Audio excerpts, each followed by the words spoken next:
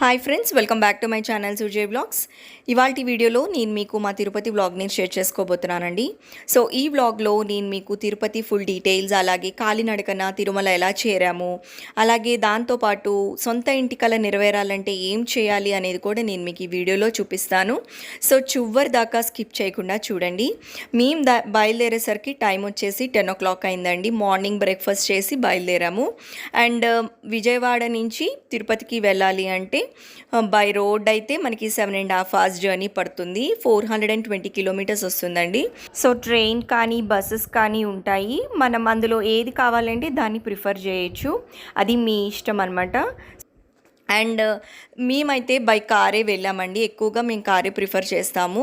And next వచ్చేసి మేము after 2.5 hours అంటే అరౌండ్ 1 o'clock అట్లా మేము ఇక్కడ నెల్లూరులో ఆస్టోనా అనే రెస్టారెంట్లో మేము లంచ్ చేయడానికి వచ్చామన్నమాట.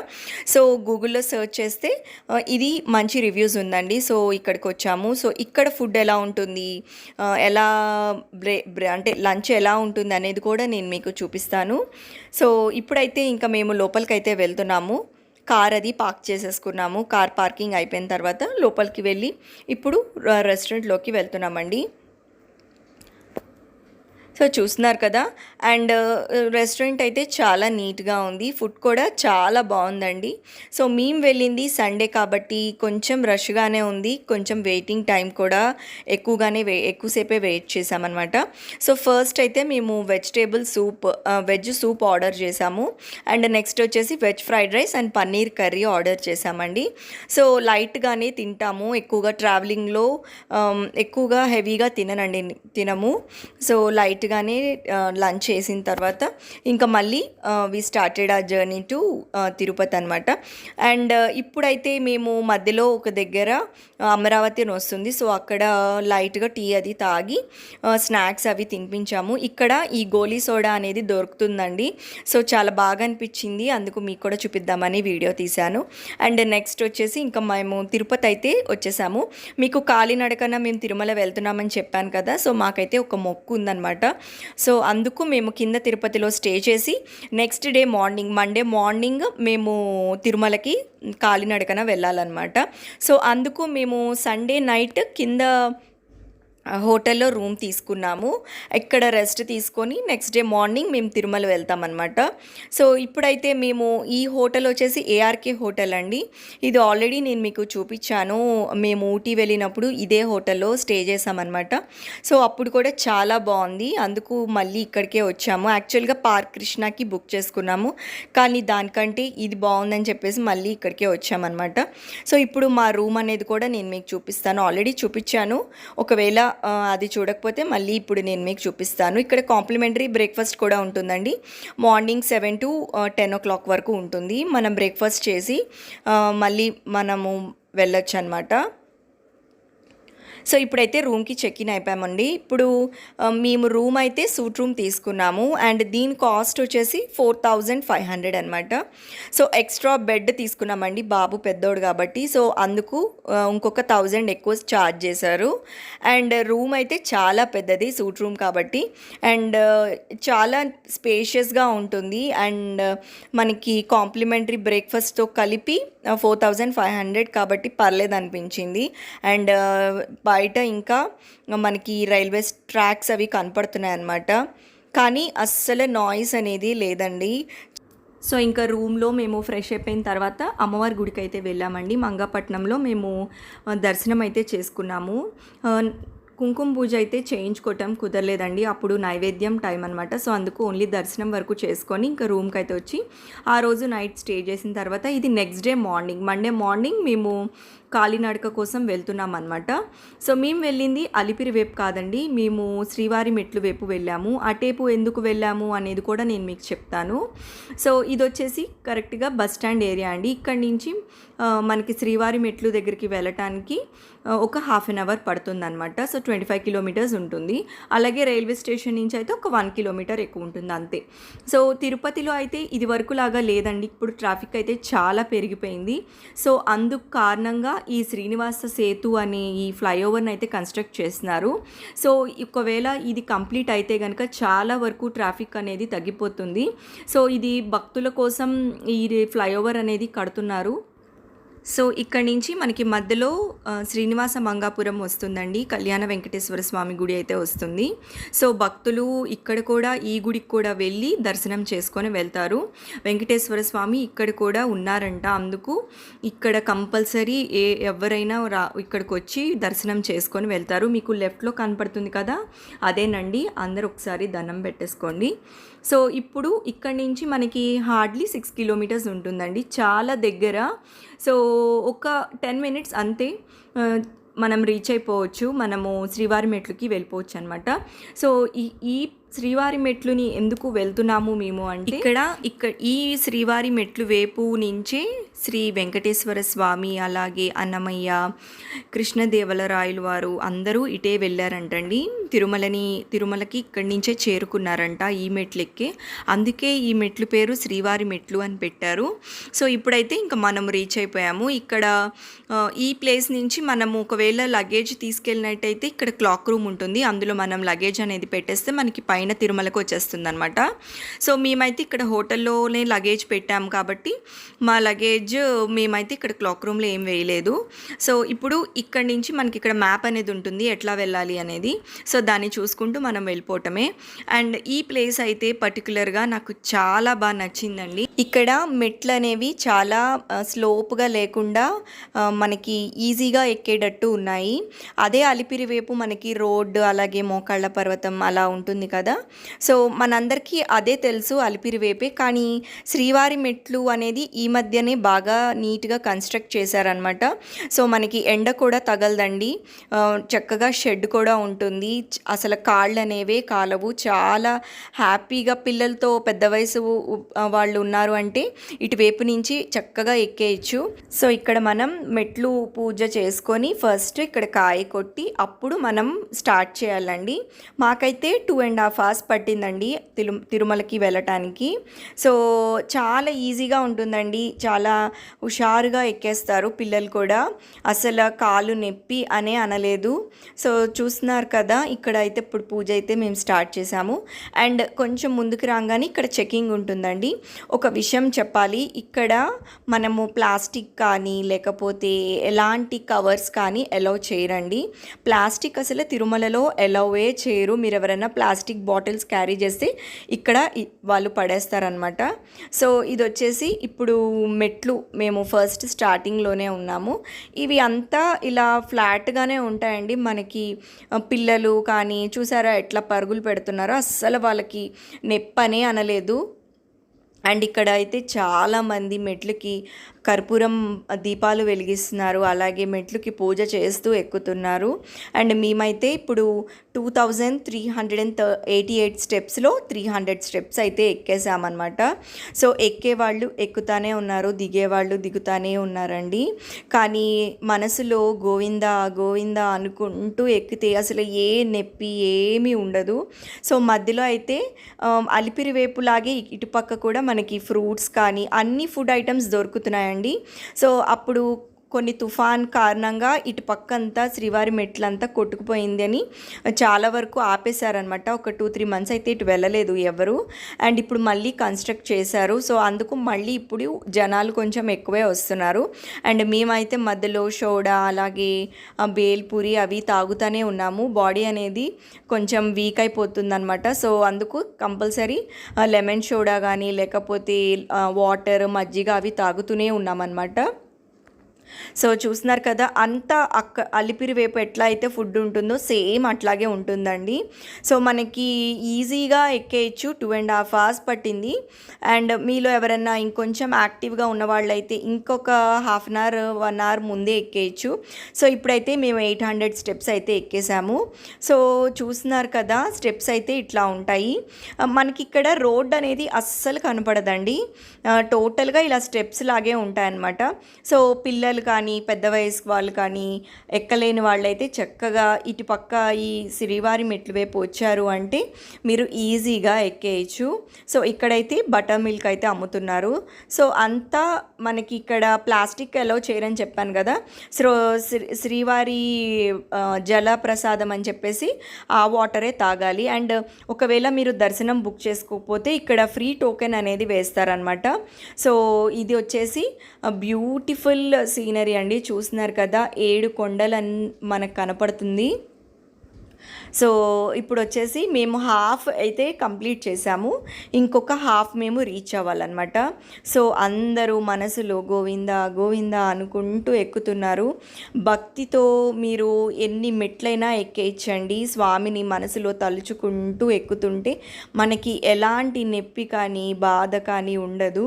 సో మీరు అనుకున్న కోరికలు తీరాలి అంటే స్వామికి తలనీలాలు అలాగే ఇలా మెట్లు ఎక్కి మీరు మొక్కుని చెల్లిస్తే ఆయన తప్పకుండా మీ కోరిక అనేది తీరుస్తారు.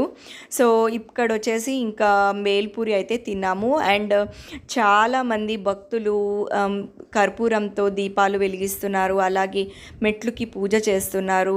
పెళ్ళి కావాల్సిన వాళ్ళు, పిల్లలు లేని వాళ్ళు అసలు ఎంత భక్తితో చేస్తున్నారంటే వాళ్ళు మేము నడిచిన దానికే ఇలా అనుకుంటున్నాము, కానీ వాళ్ళు మెట్టు మెట్టుకి పసుపు రాస్తూ ఎక్కుతున్నారు. ఇంకా వాళ్ళని మనము ఇంకేమనుకోవాలి అని అనిపించింది.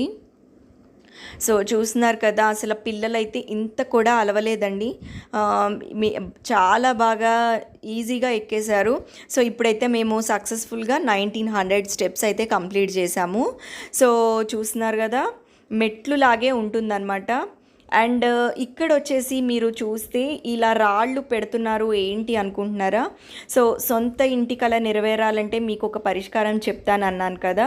సో మీలో ఎవరన్నా సొంత ఇల్లు కట్టుకోవాలంటే ఇలా కొండరాళ్ళని మాత్రమే తీసుకోవాలండి. రాళ్ళని ఒకదాని మీద ఒకటి పెట్టి 3 లేదా 5 ఆ సంఖ్యలో పెట్టాలండి. అక్కడున్న సిమెంట్ రాళ్ళు కాకుండా ఇలా కొండరాళ్లతోనే పెట్టాలి.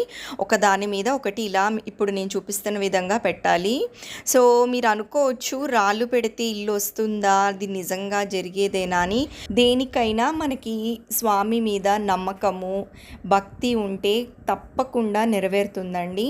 మన కష్టంతో పాటు దైవబలం ఉంటే అది తప్పకుండా నెరవేరుతుంది. సో ఇంకొంచెం ముందుకు వస్తే మనకి ఇక్కడ చిన్న గుడి ఉంటుంది, అక్కడ మనం దండం పెట్టుకోవచ్చు. ఇంకా తర్వాత ఆల్మోస్ట్ రీచ్ అయిపోయినట్టేనండి పైకి. సో చూస్తున్నారు కదా, ఇంకొక 186 అలా ఉంది. అండ్ ఇంకా రీచ్ అయిపోయామండి. 2200 స్టెప్స్ అయితే వచ్చేసాము. చాలామంది ఇక్కడి నుంచి మోకాళ్ళ మీద వెళ్తూ ఉంటారండి. ఇక్కడ అలిపిరిలాగా సపరేట్గా మోకాళ్ళ పర్వతం ఉండదన్నమాట. సో అందుకు లాస్ట్లో పైకి వెళ్ళేటప్పుడు ఇక్కడ మోకాళ్ళ మీద వెళ్తూ ఉంటారు భక్తులు. సో ఇక్కడ మీరు చూస్తే ఆల్మోస్ట్ రీచ్ అయిపోయామండి. మనం ఎంబీసీ 37 దగ్గరికి వెళ్ళిపోతాము. ఈ శ్రీవారి మెట్లు అనేవి ఎంబీసీ 37 రోడ్ దగ్గరికి వెళ్తుందనమాట. సో చూస్తున్నారు కదా, ఒక భక్తురాలు అయితే ఇలా మోకాళ్ళ మీద పైకి వెళ్తూ ఉంది. సో మీరు ఒకవేళ వెళ్ళాలి అనుకుంటే అలిపిరి అయితే మనకి ఆల్మోస్ట్ 4 to 5 అవర్స్ పడుతుందండి. స్టెప్స్ కూడా 4000 పైనే ఉంటాయి. కానీ ఇటుపక్క మనకి శ్రీవారి మెట్లు వైపు చాలా తక్కువ స్టెప్స్ ఉంటాయి. 2388 స్టెప్సే ఉంటాయి. సో మనం ఈజీగా వచ్చేయచ్చు. 2 hours కంటే ఎక్కువ పట్టదండి. సో ఇంకా కంప్లీట్ అయిపోయిన తర్వాత ఇక్కడ పైకి వచ్చేసిన తర్వాత ఇక్కడ కర్పూరం అది వేసి స్వామికి దండం పెట్టుకొని ఇంకా మేము ఒకసారి ధ్వజస్తంభం దగ్గరికి వెళ్ళి అక్కడ కాయ కొట్టి స్వామికి మా మొక్కు చెల్లించాము అని చెప్తున్నామండి. సో ఇప్పుడు అందరూ ఎవరైనా వచ్చి ఇక్కడ కర్పూరం వెలిగించి స్వామికి అనేది దండం పెట్టుకోవాలి. సో చూస్తున్నారు కదా, సో మీలో ఎవరైనా వెళ్ళాలి అనుకుంటే శ్రీవారి మెట్లు వైపు వెళ్ళండి. హ్యాపీగా ఈజీగా ఎక్కేయచ్చు. ఒకవేళ మీరు సొంత ఇంటి కోసం రాళ్ళు పెట్టాలి అనుకుంటే మెట్ల మీదనే కాదండి, ఎక్కడైనా పెట్టచ్చు. కొండ మీద ఏ ప్రాంతంలో అయినా పెట్టచ్చు. సో ఇంకా మేము ధ్వజస్తంభం దగ్గరికి వెళ్తున్నాము. సో చూస్తున్నారు కదా, అండ్ స్వామి గోపురం అన్నమాట. అండ్ ఇక్కడొచ్చేసి ఎవరన్నా దీపాలు వెలిగించుకోవాలన్నా, కాయ కొట్టాలన్నా ఇక్కడికే వచ్చి కాయ కొట్టి దండం పెట్టుకుంటారండి. సో మేము కూడా వచ్చి ఇక్కడికి దండం పెట్టుకున్నాం. సో మీరందరూ కూడా ఒక నమస్కారం పెట్టేసుకోండి. ఆ ఏడుకొండలవాడు మీ అందరినీ కూడా చల్లగా చూడాలని కోరుకుంటూ, కలియుగంలో వెలిసిన మన కష్టాలను తీర్చడానికి, మన పాపాలని తొలగించడానికి వెలిసిన శ్రీ వెంకటేశ్వర స్వామిని మీరందరూ కూడా దర్శించుకోవాలని ఈ వీడియోనైతే నేను మీకు షేర్ చేస్తున్నానండి. సో చూస్తున్నారు కదా, అందరూ భక్తి శ్రద్ధలతో మనసులో ఏ బాధ ఉన్నా, ఏ కష్టాలున్నా ఆ తండ్రికి చెప్పుకుంటూ అలా నమస్కారం చేస్తూ ఉన్నారు. సో ఇంకా మేము కాయ అయితే కొట్టేశామండి. ఇంకా ఇప్పుడు మేము కిందకైతే ఇంకా వెళ్ళి మళ్ళీ మా కార్ కానీ రూమ్ వెకేట్ చేసి మళ్ళీ మేము పైకి రావాలి. సో నెక్స్ట్ డే మాకు దర్శనం ఉందన్నమాట. సో అందుకు మేము ఇప్పుడు కింద తిరుపతికి వెళ్ళిపోయి మళ్ళీ క్యాబ్లో కిందకి వెళ్తున్నాము. వెళ్ళి నెక్స్ట్ డే ఆ నైట్ అక్కడే స్టే చేస్తాము. నెక్స్ట్ డే మార్నింగ్ మేము పైకి వస్తామన్నమాట. సో ఇక్కడైతే కొన్ని ఫొటోస్ అయితే దిగామండి. సో ఇంకా కిందకి వెళ్ళేటప్పుడు ఇక్కడైతే షాపింగ్ కాంప్లెక్స్ ఉందన్నమాట. సో ఇక్కడ స్వామివారి ఫొటోస్ అలాగే లైటింగ్ ఉండేవి అలాంటివి ఉంటాయన్నమాట. సో ఇది వచ్చేసి కంప్లీట్గా షాపింగ్ కాంప్లెక్స్ అండి.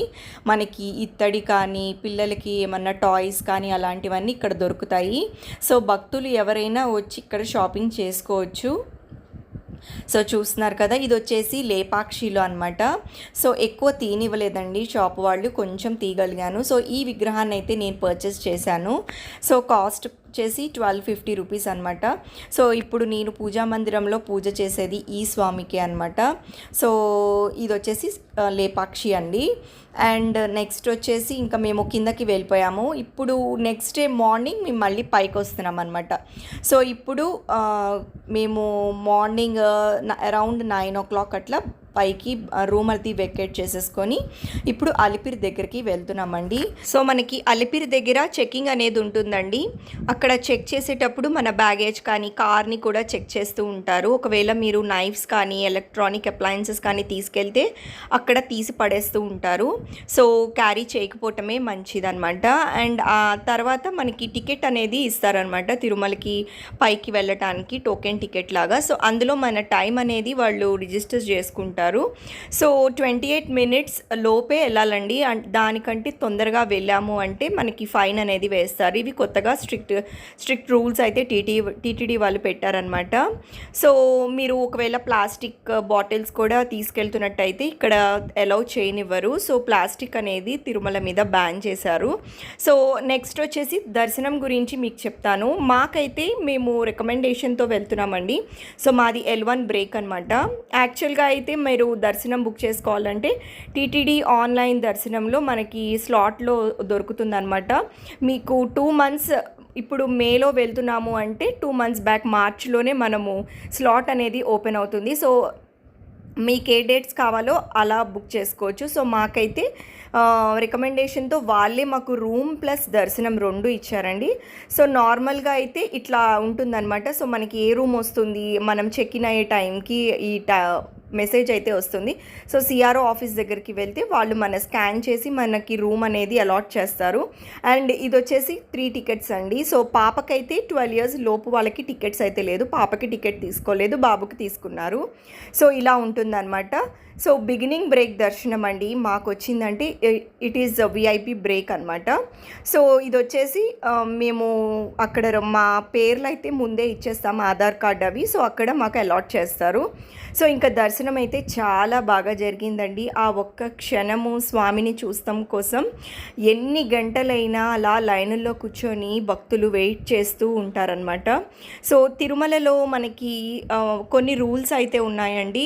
అసలు మనమందరం పాటించవలసిన కొన్ని రూల్స్ ఉన్నాయి. అవి ఏంటంటే, ఫస్ట్ ఎవరైనా తిరుమల రాగానే కోనేరులో స్నానం చేసి వరాహస్వామిని దర్శించుకోవాలి. సో ఫస్ట్ మేము వరాహస్వామిని దర్శించుకుంటానికి వెళ్తున్నాము. సో ఇదొచ్చేసి ఇక్కడ వరాహస్వామి గుడి కనపడుతుంది కదా మీకు, లైన్లో వెళ్ళి మేము దర్శనం అయితే చేసుకుంటున్నాము. లోపల మనకి అర్చన టికెట్స్ అయితే ఉంటున్నాయండి. సో మీకు కావాలంటే చేసుకోవచ్చు, లేదంటే ఫ్రీ దర్శనమే చేసుకోవచ్చు. సో ఇదొచ్చేసి స్వర్ణ గోపురం అండి, అందరూ ఒక నమస్కారం చేసేసుకోండి. సో ఇంకా కోనేరులో మనకి స్నానం చేసి వరాహస్వామి దర్శించుకున్న తర్వాత శ్రీ వెంకటేశ్వర స్వామిని అయితే మనం దర్శనం చేసుకోవటానికి వెళ్ళొచ్చు అనమాట. సో చూస్తున్నారు కదా, ఇంకొక ముఖ్యమైన విషయం నేను మీకు చెప్పవలసింది ఏంటంటే, ఇవి ఇప్పుడు నేను చూపించేవంతా మాడవీధులు అని అంటారండి. ఈ గుడి ప్రాంగణం చుట్టూ ఉండేవన్నీ మాడవీధులు అంటారు. సో కొంతమంది భక్తులు తెలియక మాడవీధుల్లో చెప్పులు వేసుకొని నడుస్తూ ఉంటారు. సో అలా నడవకూడదండి, అది మహాపాపం అనమాట. సో ఇక్కడ చూడవలసింది ఈ జపాలి ఆంజనేయ స్వామి గుడికి కూడా మేము వెళ్ళాము. అండ్ నెక్స్ట్ వచ్చేసి టీటీడీ వాళ్ళైతే మనకి తిరుమలలో అన్నదానం అయితే నిత్యం జరుగుతూ ఉంటుందండి. శ్రీ వెంగమాంబ అన్నదానం దగ్గరికి వెళ్ళి మనము ఎవ్వరమైనా అక్కడ అన్నప్రసాదం అయితే తినచ్చు అనమాట. అండ్ నెక్స్ట్ వచ్చేసి మనము తిరుమలలో ఎక్కడికైనా వెళ్ళాలి అనుకుంటే శ్రీవారి ధర్మరథంలో మనం వెళ్ళచ్చు. మీకు ఒకవేళ కార్ లేకుండా మీరు ట్రైన్లో కనుక వచ్చినట్లయితే, ట్రైన్ ఆర్ బస్సులో వచ్చినట్లయితే మీరు శ్రీవారి ధర్మరథంలో ఎక్కడ అడిగినా వాళ్ళు స్టాప్స్ అనేవి ఉంటాయి, బస్ స్టాప్స్ లాగా. సో మీరు అక్కడ దిగచ్చు అనమాట. వాటర్ అనేవి ప్లాస్టిక్ అలౌ చేయరు కాబట్టి మీరు ఇంటి నుంచే స్టీల్ వాటర్ బాటిల్స్ అనేవి క్యారీ చేసుకుంటే చాలా హెల్ప్ అవుతుందండి. మేము కూడా 2 water bottles, steel water bottles అయితే తీసుకెళ్ళాము. సో మీకు హెల్ప్ అవుతుంది కదా నేను ఇప్పుడు చెప్తున్నాను అనమాట. సో ఆల్మోస్ట్ అన్ని డీటెయిల్స్ అయితే నాకు తెలిసినంత వరకు నేను షేర్ చేసుకున్నానండి మీతో. అండ్ ఇంకొకటి, మీకు ఒకవేళ నడక మొక్కున్నట్లయితే మీరు హ్యాపీగా శ్రీవారి మెట్లు వైపు వెళ్ళిపోవచ్చు అండి. చిన్నపిల్లలు, పెద్ద వయసు వాళ్ళు, నడవలేము అనుకున్న వాళ్ళు అటు తక్కువ స్టెప్స్ ఉంటాయి కాబట్టి అలిపిరి కంటే సో మీరు ఈజీగా ఎక్కేయచ్చు అనమాట. అండ్ ఇంకొకటి, సొంత ఇంటి కల నెరవేరాలంటే నేను చూపించిన విధంగా మీరు కొండరాళ్ళని ఒకదాని మీద ఒకటి పేర్చి మీరు స్వామిని కోరుకున్నట్లయితే తప్పకుండా మీకు సొంత ఇంటి కళ అయితే నెరవేరుతుందండి.